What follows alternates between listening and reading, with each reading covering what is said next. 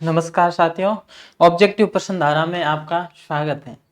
तो अपन के चल रही थी आरबीएससी पर वार सीरीज और 10 क्लास अपन की हो चुकी है। कक्षा छठी की कक्षा 6 की 10 क्लास पूरी हो चुकी है और वाईफाई नेटवर्क चल आज है वो 11वीं क्लास है। आज है 11वीं क्लास और आज अपन बात करेंगे राजस्थान में जो आधारभूत सेवाएं उनके बारे में। तो शुरू करते हैं बिना कुछ समय कमाए, चलते हैं पहले प्रश्न की ओर। पहला प्रश्न है 108 निःशुल्क आपातकालीन सेवाएं संबंधित है, यानी 108 जो चलती है क्या है 108 एम्बुलेंस चलती है ना, वो किससे संबंधित है? तो वो है शिक्षा से, संचार से, स्वास्थ्य से या फिर बैंक से। किससे संबंधित है? ये है स्वास्थ्य से संबंधित। किससे संबंधित है? स्वास्थ्य से संबंधित सेवाएं। 108 एम्बुलेंस है ना, वही। चलो अगला प्रश्न। राजस्थान राज्य परिवहन निगम की स्थापना कब हुई? राजस्थान राज्य परिवहन निगम की स्थापना कब हुई? 1 अक्टूबर 1964, 1 जुलाई 1959, 1 नवंबर 1979 या फिर 1 दिसंबर 1964? कब हुई थी? राजस्थान राज्य परिवहन निगम की स्थापना 1 अक्टूबर 1964 कब हुई? 1 अक्टूबर 1964। अगर इसका मुख्यालय पूछ ले, राजस्थान राज्य परिवहन निगम का मुख्यालय पूछ ले, क्या मुख्यालय? तो मुख्यालय है अपन के जयपुर में। कहाँ है? जयपुर। हो गया। राजस्थान राज्य परिवहन निगम की स्थापना 1 अक्टूबर 1964 को और मुख्यालय जयपुर में। मुख्यालय कहां पर है? जयपुर में। चलो हो गया। अगला प्रश्न, इनमें से कौन सा काम बैंक द्वारा नहीं किया जाता है? इनमें से कौन सा काम बैंक द्वारा नहीं किया जाता है, यानी बैंक इनमें से कौन सा काम नहीं करती? मुद्रा के लेन देन पर ब्याज अर्जित करना, पैसों पर वही ब्याज अर्जित करना। ब्याज तो अर्जित करती है बैंक ब्याज अर्जित करती है, ठीक है। जरूरतमंद लोगों को ऋण देना, ऋण यानी ब्याज देना, नहीं क्या कहते हैं, लोन देना, ठीक है। लोन ये देती है, लोन देती है, बैंक लोन देती है। फिर है जमा राशि पर ब्याज देना। जो जमा राशि की है, किसी व्यक्ति ने बैंक में जमा राशि की, उस पर ब्याज भी देती है। कौन? बैंक देती है। बीमा पॉलिसियां बेचना, ये काम बैंक द्वारा नहीं किया जाता। बीमा पॉलिसियां बेचना ये काम बैंक द्वारा नहीं किया जाता, ठीक है। हाँ, बैंक एक क्या है, लॉकर की सुविधा भी उपलब्ध करवाती है। लॉकर की भी सुविधा उपलब्ध करवाती है ना, लॉकर की अगर आ जाए बीच में कोई लॉकर की सुविधा उपलब्ध करवाती है, तो हाँ बैंक लॉकर की सुविधा भी उपलब्ध करवाती है। चलो अगला प्रश्न, उत्तर पश्चिम रेलवे का मुख्यालय कहां पर? उत्तर पश्चिम रेलवे का मुख्यालय कहां है? तो यह है जयपुर में। उत्तर पश्चिम रेलवे का मुख्यालय कहां है? जयपुर में। उत्तर पश्चिम रेलवे का मुख्यालय जयपुर में, ठीक है। आगे, राजस्थान में पहली रेलगाड़ी 1874 में कहां से कहां तक चलाई गई? आगरा फोर्ट से बांदी हुई, मुंबई से ठाणे, आगरा से जयपुर और जयपुर से आगरा फोर्ट। कहां से कहां तक चलाई गई? कब चलाई? 1820 अप्रैल 1874 में, ठीक है। पहली रेल, राजस्थान की पहली रेल 20 अप्रैल 1874 में कहां से कहां तक चलाई?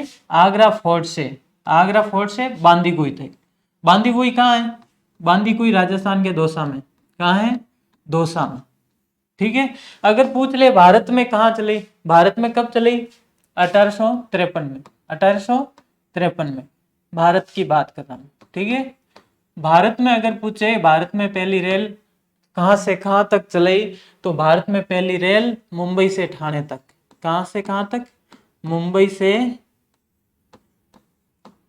ठाणे तक, ठीक है। ठाणे हो चाहे थाने, कुछ भी लिखा हो, ठाणे या थाने, ठीक है, दोनों सही। ओके तो राजस्थान में पहली रेलगाड़ी 1874 में, कब? 1874 में। कहाँ चलाई? आगरा फोर्ट से बांदीकुई। कहां से कहां तक?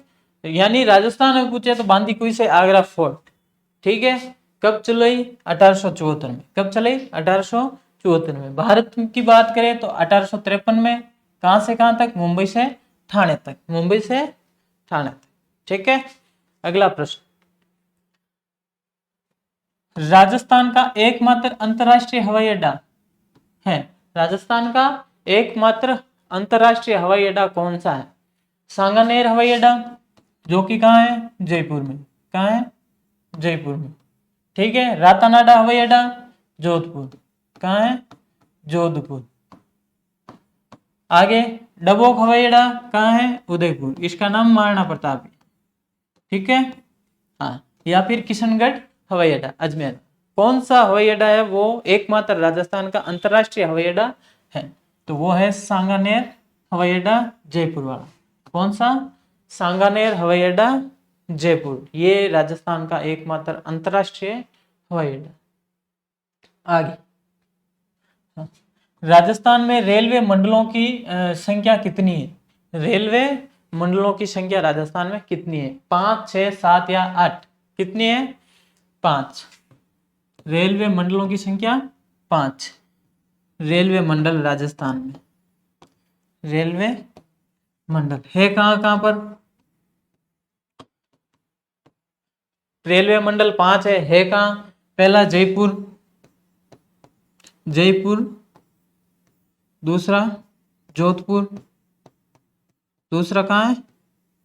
जोधपुर। तीसरे की बात करें तो आ जाता है कोटा। चौथा अजमेर। चौथा कहाँ है? अजमेर। और अगर पांचवे की बात करें तो यह बीकानेर। कहाँ है? बीकानेर।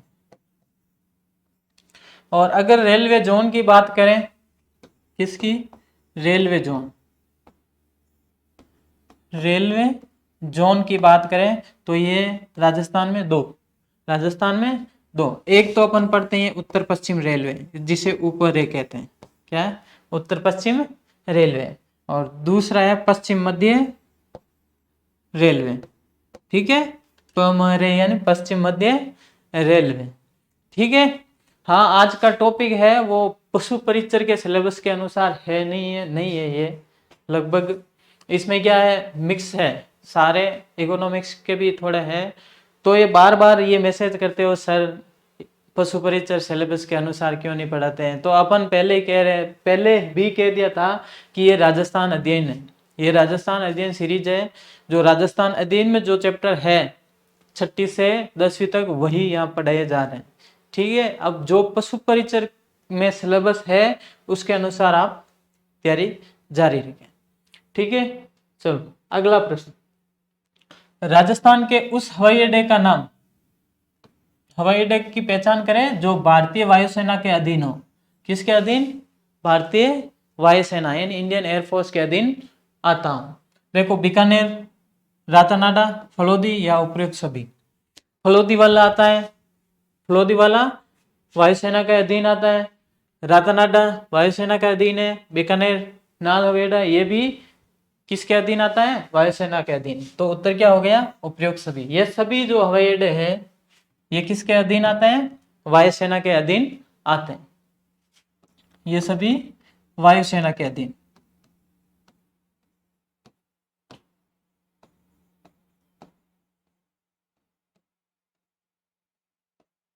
ठीक है, चलो आगे। रातानाडा हवाई अड्डा किस जिले में है? रातानाडा हवाई अड्डा किस जिले में है? अभी बताया था, जयपुर, अजमेर, जोधपुर या उदयपुर। किस में है?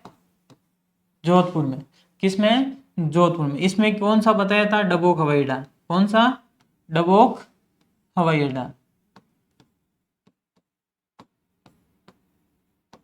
ठीक है, पुराना नाम डबोक। चलो, तो इसका उत्तर क्या हो गया? जोधपुर। और ये किसके अंदर आता है? वायुसेना, इंडियन एयरफोर्स। किसके है? Indian air force. ठीक है, इंडियन एयरफोर्स के अधीन आता है। ओके, हाँ, अगला प्रश्न, भारत का सबसे बड़ा रेलवे मॉडल कक्ष, कौन सा रेलवे मॉडल कक्ष कहाँ स्थित है? भारत का सबसे बड़ा रेलवे मॉडल कक्ष कहाँ स्थित है? उदयपुर, जोधपुर, जयपुर या फिर अजमेर, किस जिले में स्थित है? तो ये है उदयपुर में। कहाँ पर स्थित है? उदयपुर में। किस जिले में? उदयपुर जिले में है वो भारत का सबसे बड़ा रेलवे मॉडल कक्ष स्थित है। ठीक है, ओके, बढ़े आगे। हाँ, अगला प्रश्न, राजस्थान में विद्यालयों की स्थिति को देखने व समझने के लिए कौन सा पोर्टल सहायक है? जन सूचना पोर्टल, चिरंजीवी पोर्टल, शाला दर्पण पोर्टल या फिर ज्ञान संकल्प पोर्टल? कौन सा पोर्टल है वो स्कूल में यानी विद्यालय, सरकारी विद्यालयों की स्थिति जानने के लिए कि कितने अध्यापक कार्यरत है, कितने विद्यार्थी, सारी चीजें इस पर मिल जाती हैं। तो कौन सा पोर्टल विद्यालय की स्थिति जानने के लिए सहायक है?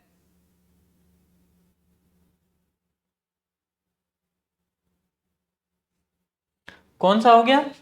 शाला दर्पण पोर्टल। कौन सा हो गया? शाला दर्पण पोर्टल। शाला दर्पण पोर्टल नाम सुना? इसमें विद्यालय से संबंधित सारी जानकारी मिलती है। किससे? विद्यालय से संबंधित सारी जानकारी।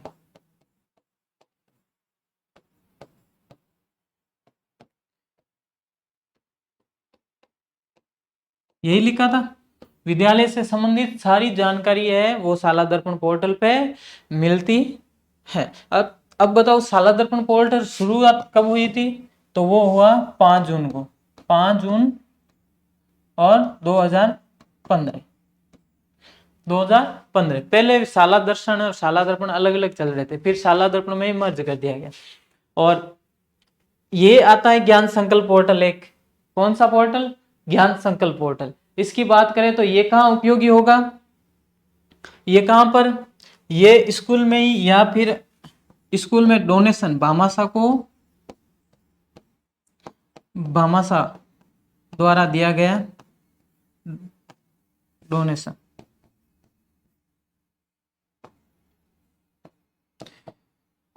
ठीक है, ज्ञान संकल्प पोर्टल में क्या है? इसमें क्या है, भामाशाह किसी भी स्कूल को गोद लेकर दान दे सकते हैं। ठीक है, किस पोर्टल के माध्यम से? इस पोर्टल, यानी ये कौन सा पोर्टल है? अपन के ज्ञान संकल्प पोर्टल के माध्यम। ज्ञान संकल्प पोर्टल, एक दो बार सवाल भी आया था कि ज्ञान संकल्प पोर्टल क्या है। तो विद्यालय से संबंधित कुछ भी भौतिक सुविधाएं, इसमें जरूरी नहीं कि पैसे ही, जरूरी नहीं है कि पैसे, आप कुछ संसाधन भी दान कर सकते हो। आप इसमें संसाधन भी दान कर सकते हो। किसके थ्रू? ज्ञान संकल्प पोर्टल के थ्रू। अब बताओ, इसकी शुरुआत कब हुई? ये जो ज्ञान संकल्प पोर्टल है, इसकी शुरुआत कब हुई? तो ये हुई है, इसकी शुरुआत अगर करें तो 5 अगस्त 2017 को। कब हुई? 5 अगस्त 2017 को किसकी शुरुआत हुई? ज्ञान संकल्प पोर्टल। अगर राज्य से संबंधित कोई सूचना चाहिए, राजस्थान के समस्त विभागों की सूचना चाहिए, इसकी समस्त विभागों की सूचना, तो वो किस पर मिलेगी? वो है जन सूचना पोर्टल। किस पर? जन सूचना पोर्टल। समस्त विभाग,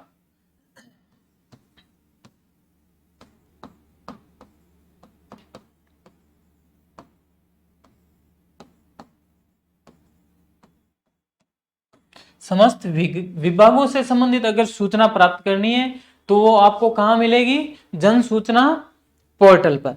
अब बताओ, जन सूचना पोर्टल शुरू कब हुआ? तो ये हुआ 13 सितंबर 2019 को। कब हुआ? 13 सितंबर 2019 को। कब हुआ?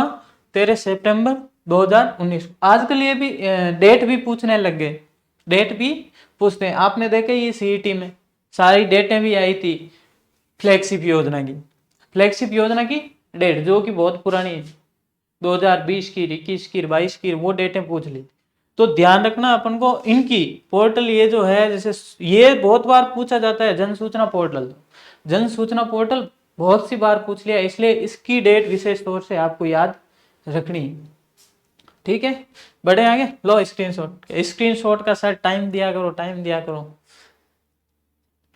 ठीक है, बढ़ो आगे। हाँ, शिक्षा का अधिकार अधिनियम किस आयु वर्ग के बच्चों को निःशुल्क व अनिवार्य शिक्षा प्रदान करता है? 5 से 11, 6 से 14, 6 से 18 या 7 से 19? किस आयु वर्ग के बच्चे को, विद्यार्थियों को निःशुल्क व अनिवार्य शिक्षा प्रदान करता है? तो वो है 6 से 14, 6 से 14 आयु वर्ग। इसका उल्लेख कहाँ है? अनुच्छेद 21(a) के तहत। अनुच्छेद 21(a) के तहत कहां से? 6 से 14 वर्ष के बालक यानी बच्चों को निःशुल्क व अनिवार्य शिक्षा प्रदान कराई जाएगी। इसके अलावा है आरटी 2009 के तहत, आरटी 2009 के तहत दिव्यांग बच्चों को, किसको? दिव्यांग जो बच्चे हैं, दिव्यांग बच्चों को कहां तक शिक्षा दी जाएगी? 6 से 18 वर्ष, 6 से 18 वर्ष।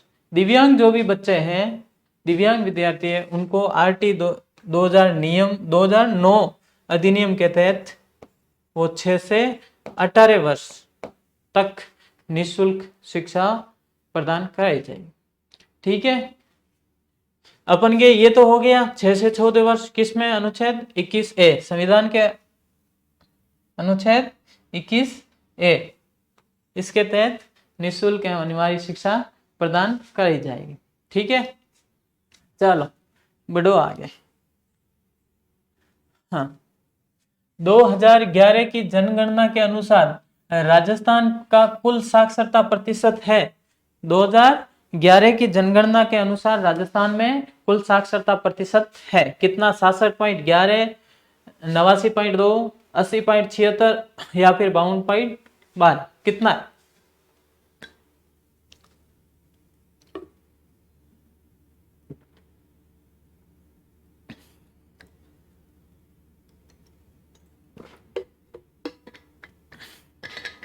कितना है? हाँ, ये हो गया 66.11। कितना है? 66.11% राजस्थान का साक्षरता प्रतिशत। जनगणना 2011। अब के सर जिले भी बदल गए, तो ये जनगणना 2011 की पूछ रहा है। ठीक है, उसके अनुसार यही बताना पड़ेगा। अगर पूछे कि सर्वाधिक साक्षरता वाला जिला, सर्वाधिक साक्षरता वाला जिला,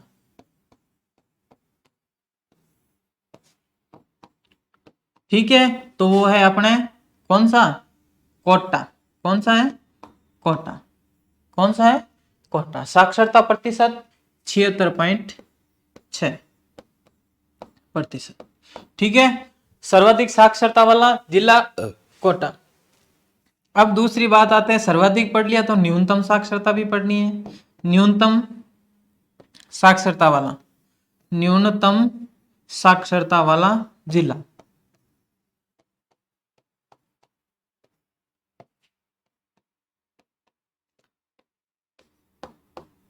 कौन सा है? न्यूनतम साक्षरता वाला जालोर। कौन सा है? जालोर। साक्षरता प्रतिशत कितने हैं? 54.9%। ठीक है, ये तो हो गया सर्वाधिक साक्षरता वाला जिला कोटा हो गया, न्यूनतम साक्षरता वाला जिला जालोर हो गया। अब अपन बात कर लेते हैं सर्वाधिक साक्षरता वाले 5 जिले। ठीक है, सर्वाधिक साक्षरता वाले जिले।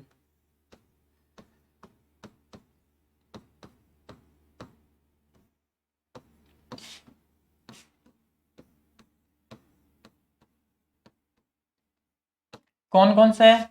सबसे पहले हो गया कोटा, सबसे पहले कोटा। ठीक है, number 2 Jaipur, number 2 Jaipur, 3 number पे आ गया झुंझुनू। कौन सा? झुंझुनू। 4 नंबर पे आ गया अपन के सिक्कर। कौन सा? सिक्कर। और 5 पे आ गया अलवर। क्या आ गया? अलवर। ठीक है, हो गया। अब आगे न्यूनतम साक्षरता भी पढ़ लेते हैं। न्यूनतम साक्षरता वाले, न्यूनतम साक्षरता वाले।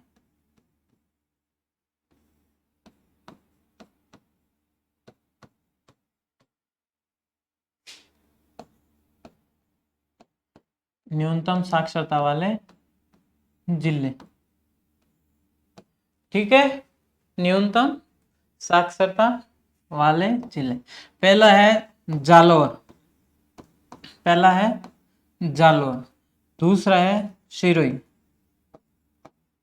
कौन सा है? सिरोही। तीसरा है प्रतापगढ़। कौन सा? प्रतापगढ़। चौथा है बांसवाड़ा। कौन सा जिला है? बांसवाड़ा। और पांचवा है बाड़मेर। कौन सा है? बाड़मेर। ये है न्यूनतम साक्षरता वाले 5 जिले। सर्वाधिक साक्षरता वाले कोटा, जयपुर, झुंझुनू, सीकर और अलवर। न्यूनतम साक्षरता वाले 5 जिले जालोर, सिरोही, प्रतापगढ़, बांसवाड़ा और बाड़मेर। ठीक है, ये किसके अकॉर्डिंग है? 2011 की जनगणना के अनुसार। 2011 की जनगणना के अनुसार। अब चाहे जिले चेंज हो, चाहे उस समय जिले यही थे 33 जिलों के अनुसार। उतार वही बोला जाता है स्कूल में, जो बोला जाता वही यहाँ स्क्रीनशॉट की जगह क्या उतारो।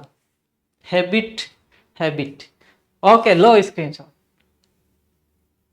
क्या ये आदत पड़ गई है ब्लैक बोर्ड पे लिख के उतारो। ठीक है, ब्लैक बोर्ड नहीं, ग्रीन बोर्ड। चलो आगे। हाँ, किसी भी राज्य की के विकास हेतु आवश्यक प्रमुख आधारभूत सेवाएं हैं। ठीक है, कौन कौन सी सेवाएं हैं? ये याद आती है ना, स्कूल की याद आ जाती है कि स्कूल में अपन को ऐसे ही सर कहते थे, उतारो फटाफट, फिर आगे बढ़ते हैं। तो इसमें बताओ कौन कौन सी सेवाएं हैं? चिकित्सा जरूरी है, परिवहन भी जरूरी है, शिक्षा और स्वास्थ्य तो बहुत जरूरी है। ठीक है, कौन सा हो गया? उपरोक्त सभी। ये सभी कथन, ये सभी सही है। ठीक है, आगे। राजस्थान की जनता के स्वास्थ्य कल्याण के लिए निम्नलिखित कथनों में से असत्य कथन है।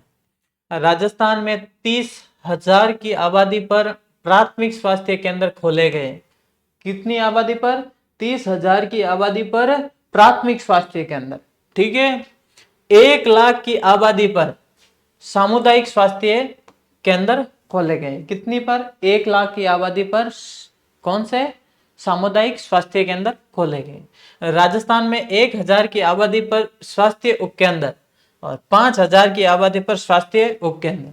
कौन सा कथन असत्य है? कौन सा कथन असत्य है? यानी राजस्थान में वो 1,000 की आबादी पर क्या है?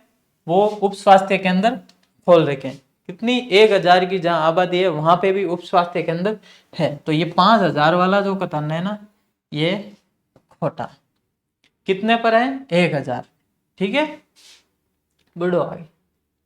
डाक विभाग। कौन सा विभाग? डाक विभाग के माध्यम से सूचना प्रेषित करने के लिए पारंपरिक साधन है।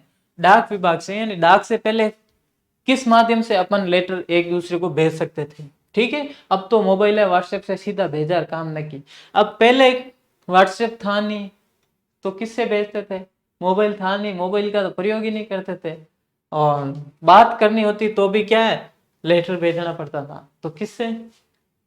अंतरदेशीय पत्र भी है, पोस्ट कार्ड, ये सारे लिफाफे है, ये सारे क्या है? पारंपरिक साधन। ठीक है, बिड़ो आगे। हाँ, बेटी की पढ़ाई व शादी के लिए डाक विभाग, किसके? डाक विभाग के पास कौन सी योजना में खाता खुलवाया जा सकता है? किसके लिए? बेटी की पढ़ाई के लिए किस विभाग में खाता खुलवाया जा सकता है, मतलब कौन सा है? वो है सुकन्या समृद्धि योजना।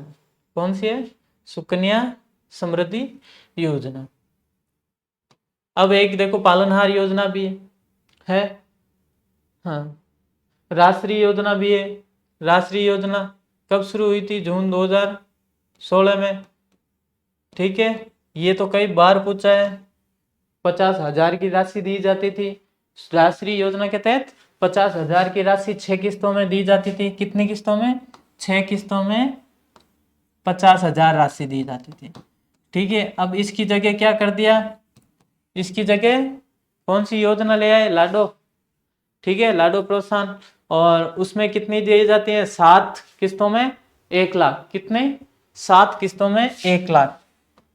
7 किस्तें हैं और 1 लाख अब रुपये हो गए।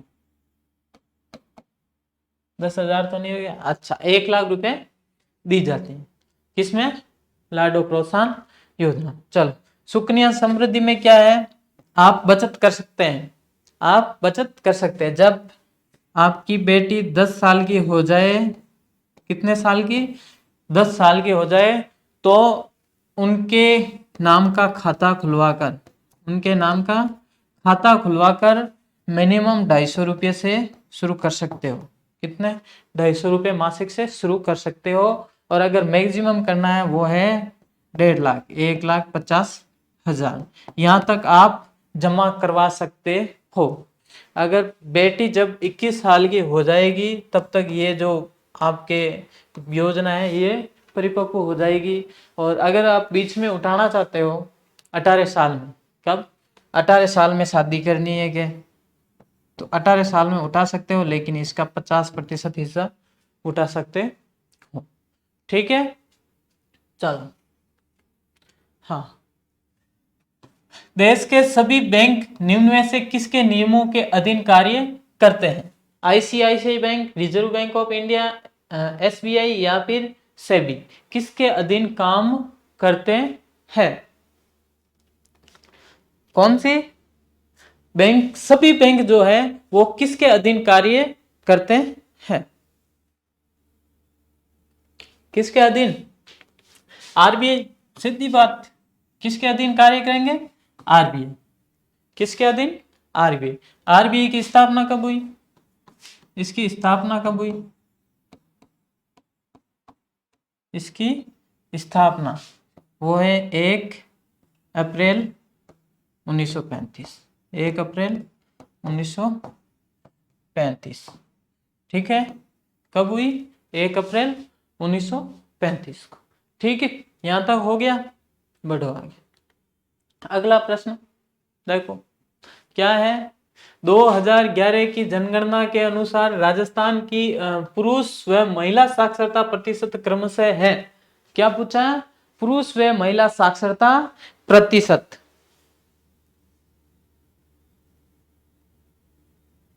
बताओ कितना होगा?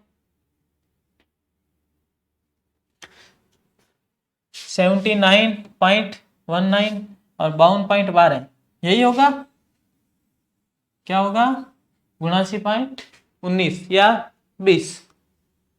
इसका उत्तर क्या हो गया? 79.19 या 52.12, यही उत्तर। हाँ, अब बताओ सर्वाधिक, अगर पूछ ले सर्वाधिक पुरुष साक्षरता, सर्वाधिक पुरुष साक्षरता वाला जिला, साक्षरता वाला जिला राजस्थान में सर्वाधिक पुरुष साक्षरता वाला जिला पूछे तो वो हो जाएगा झुंझुनू। कौन सा हो जाएगा? झुंझुनू। ठीक है, और अगर महिला साक्षरता वाला पूछे कि सर्वाधिक महिला साक्षरता वाला जिला बताओ, सर्वाधिक महिला साक्षरता वाला जिला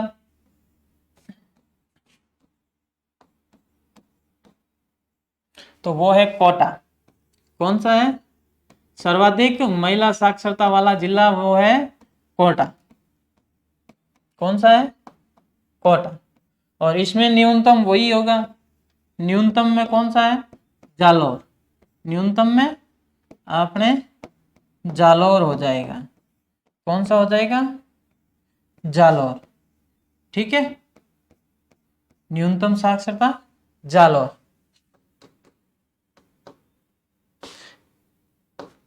कल मैसेज एक पढ़ा था, सर पिछड़ा हुआ जिले से। पिछड़े हुए शिक्षा में कैसे पिछड़े हैं? इतने तो नहीं पिछड़े हुए। ठीक है, ये हो गए अपन के सर्वाधिक महिला साक्षरता वाला कोटा हो गया न्यूनतम जालौर। अगर सर्वाधिक साक्षरता वाला वो भी कोटा ही है, सर्वाधिक साक्षरता वाला भी कोटा, न्यूनतम साक्षरता वाला भी यही जालौर। तो ये बात है, ये है जनगणना की। और अगर आपके चैप्टर जनगणना नहीं है पशु परिचर में तो आगे भी काम आएगा, छोड़ना नहीं है ना। तो ये तो है नहीं कि आप एक ही सिर्फ भर्ती के पीछे पड़े हो पशु परिचर, ये तो नहीं है ना। पशु परिचर ही देखते हो क्या साहब? सिर्फ पशु परिचर की तैयारी करते हो? पशु परिचर जैसे ही पशु परिचर के एग्जाम हो जाएंगे तो अगली भर्ती की तैयारी, तब ये फिर और लोड बढ़ेगा। हाँ, एक बात है, आपको लगातार फैक्ट दिए जा रहे हैं, फैक्ट को आप तैयार करते ही रहो, फैक्ट आप तैयार करते रहो। अगर ऐसे ही नहीं होते ना तो टेलीग्राम से ये जो दे रखा ना गौरव ज्ञान धारा, गौरव ज्ञान धारा, इस टेलीग्राम चैनल से जुड़ जाना। अगर जुड़े हुए हो तो वहां से 250 से आगे जो है ना, 250 से आगे वो फैक्ट। और अगर ये नहीं होता है तो जो भारत के जो फैक्ट दिए हैं भारत से संबंधित, यानी इंडियन जियोग्राफी, इंडियन जियो से संबंधित जो भी फैक्ट दिए हैं, इंडियन जियोग्राफी या ये क्या कह सकते हैं करंट वाले, तो वो फैक्ट डाउनलोड करके रखना है और याद करने हैं, क्योंकि जियोग्राफी के क्वेश्चन आते हैं। ठीक है, और करंट वाले भी दे रखे हैं, करंट वाले भी आते हैं, और करंट वाले यहाँ से याद तो हो जाएंगे, जो फैक्ट है उनके माध्यम से काफ़ी याद हो जाएंगे, और बाकी है वो करंट अपन करेंगे ही क्लास में, मैराथन में भी करेंगे, क्लास में भी करेंगे। तो फैक्ट की बात है, फैक्ट से कोई सवाल चूकना नहीं चाहिए। अगर फैक्ट में बाद में भी आप चूक जाते हो फिर तो आपकी गलती है। ये भी नहीं है कि सर हमें याद नहीं होता, अरे फैक्ट बनाने में हमें भी समय तो लगता ही है, हमें भी तो टाइम लगता है? यही होता है कि सुबह सब्जी क्या बनाई, सुबह बना दी तो शाम को क्या बनानी, वो स्थिति हमारी होती है कि आज का फैक्ट तो हो गया, कल अब सुबह कल फैक्ट क्या बनाना है? तो वो भी सोचना पड़ता है, वो स्थिति है, तो हमें भी टाइम लगता है, तो आपको भी टाइम लगा के याद करना। अगर बाद में चूक जाते हो कि हाँ फैक्ट आपने याद नहीं किया, फैक्ट से ही सवाल सीधे सीधे आ गया, तो फिर क्या होता है? पछतावा। फिर क्या होता है? पछतावा। टेलीग्राम चैनल वो देख ही रहे हो आप, क्या नाम है? स्पेलिंग सही लगाना, GOURAV, गौरव ज्ञान धारा। ठीक है, गौरव ज्ञान धारा, ये स्पेलिंग लगाओ, सीधे सीधे मिल जाएगा। तो क्या नहीं मिलता सर? तो GAU लगाओ मत। कोई क्या करते हैं, GAU लगा देते हैं, GAURAV, और फिर कहते हैं सर मिलता नहीं है। नहीं मिलेगा, कोई दूसरा ही है, और दूसरे पे जाके बैठ जाओगे आप कि सर फैक्ट तो आता ही नहीं है। आप कहते हो डेली फैक्ट आता है, फैक्ट तो आता ही नहीं है, और आप हमें पागल बनाते हैं। क्या कोई शब्द लेते हैं कि डपोल बनाते हैं। ठीक, चलो आगे। हाँ, तो क्लास भी इसी के साथ होगी अपनी आज की पूरी। तो आज की क्लास में बस इतना ही, मिलते हैं अगले क्लास में, अगले सेशन में, उससे पहले एक मैराथन क्लास में। तब तक के लिए राम राम, जय हिंद।